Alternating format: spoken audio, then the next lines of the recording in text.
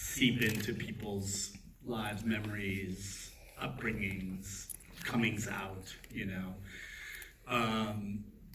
And it's a, you know, I feel very fortunate, obviously, to be a filmmaker and to have had the opportunities I've had, to have people like Christine working so hard on every film to get it made, you know, with the best possible people. We were just all watching the names going by on the final credits, like remembering all of these superb partners who were a part of it and gave so much, you know.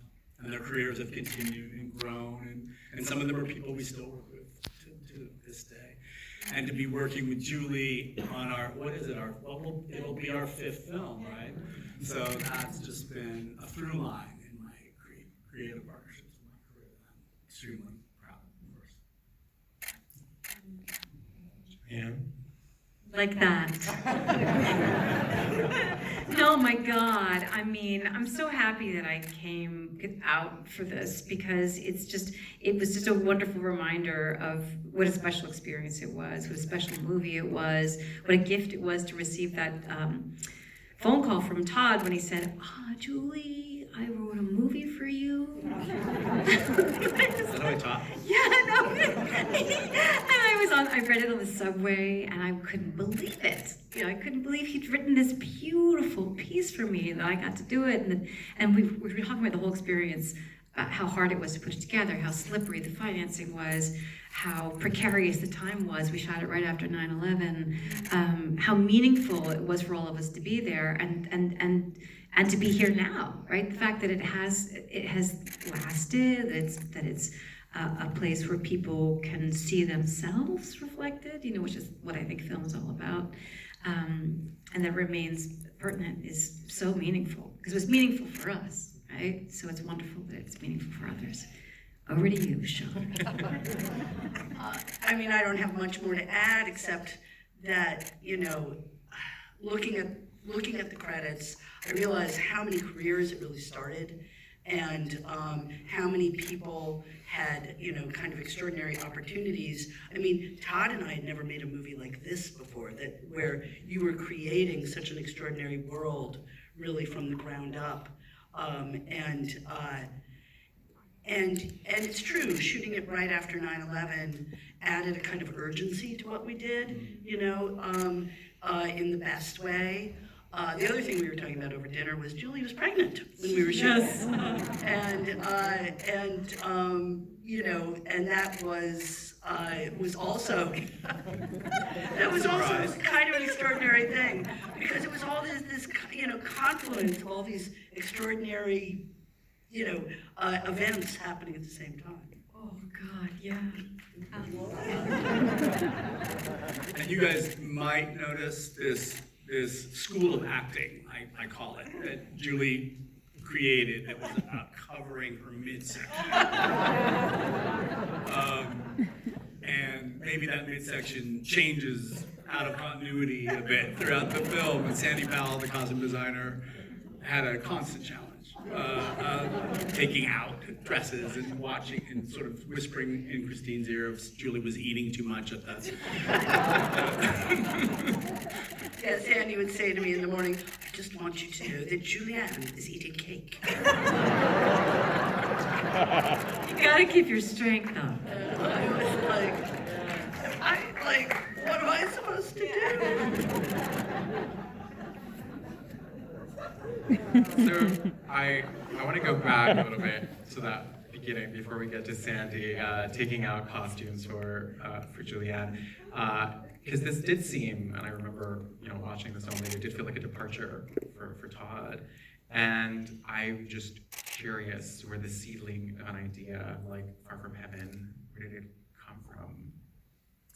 You know, look, this movie, a way of looking at Cirque films and really responding creatively to Cirque and to melodrama was something that to me wasn't a surprise. It was sort of inevitable for me in how those films and that genre informed me and inspired me when I first was exposed to Cirque in college and first saw O'Fool's amazing film, The Reckless Moment, which is really a part of this script, as you know, certainly the look and the feel and the language comes most directly from Cirque, and with a special singling out of All That Heaven Allows. But for people who don't know Max O'Fools, he did 3 American films in the middle of his European career of making many films in Europe. And Letter from an Unknown Woman is probably the best known of the 3. But Reckless Moment was a film that was taught at college for I don't know if did you see it at Brown? Yes. And it was just an astonishing film, an extraordinary performance by Joan Bennett, who is pent up and carrying this crime subplot, subtext, sub-story throughout the film, and trying to protect the family from the invasion of the criminal element that comes to the house. And finally unloads at the end after James Mason is killed, and weeps on the bed. And we literally copied the exact shot when Julianne is crying on the bed at the end. But it's a beautiful piece of work. So yeah, these films were informing me and inspiring me, and I think played a part in the way I was thinking about even films as early as Superstar, my short film about Karen Carpenter, and Safe, for sure. You know, these are the sort of, what you learn about domestic drama is what you learn about stories of people who have, who are trapped in their domestic lives and take very tiny, cautious steps out of those predicaments toward desire, and how that upsets the entire apple cart of life. And it's hard, but I wanted to think of a structure that had these 3 characters interwoven in such a way that one person taking those tiny steps out, which is the Dennis Quaid character, would affect all 3 of them. And if there was no villain, the villain was the society, and you would watch the way that sort of tangle of interdependence and limited options closes in on all 3 of them in different ways.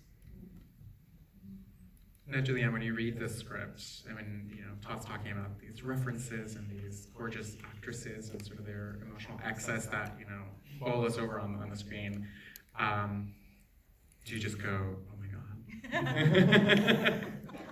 Well, I love it. I love domestic drama first and foremost. And I always say that's how we build our lives, right? Like I don't go to the moon. And I'm not in the towering inferno, and I don't, that kind of stuff's not part of my life, right? But I really understand what it is to be in a relationship.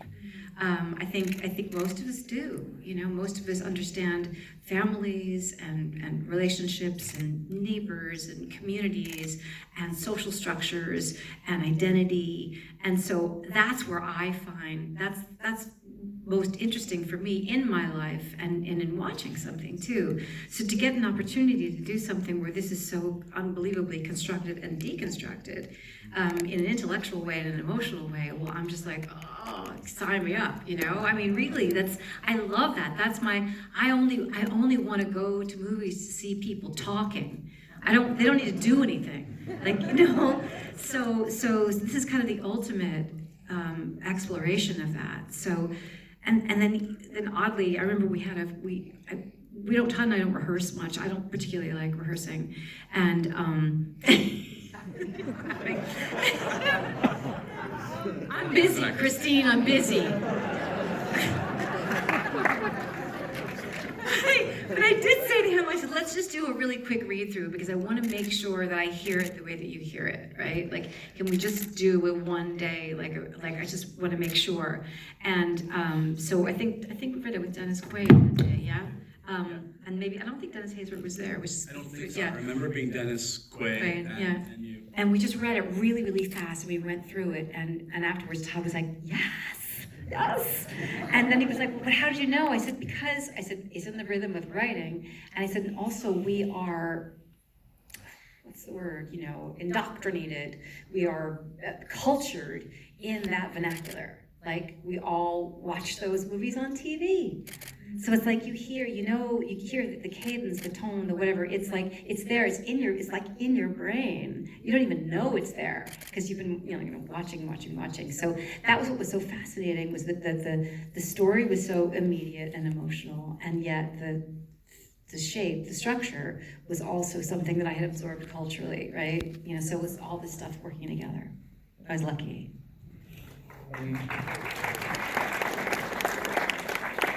And speaking of that structure, of course, we can't talk about this movie without the look of this movie, because I think it's